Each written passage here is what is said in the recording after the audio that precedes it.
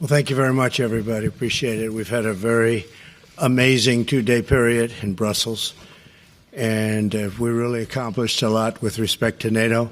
NATO is a commitment of 70 years of countries who feel in danger, and now perhaps more than ever with the growth of Putinism and Russia in Europe. And it is the bedrock of American international leadership.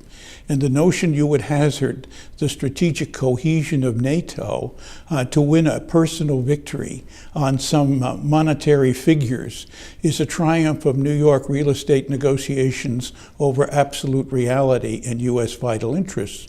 And it is a measure of the narcissism and the egotism of President Trump that he got caught up in this in a way, as he constantly does, to shred the national interest in favor of personal promotion.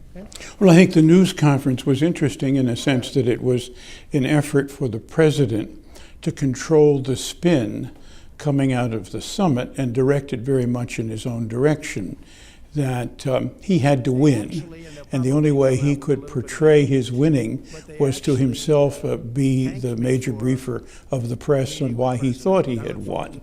The interesting question there was, did it have any relationship to the facts?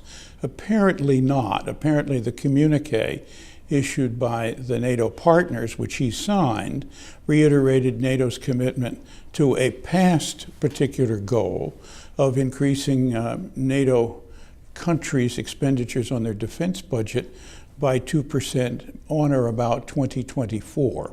And that still seems to be the framework.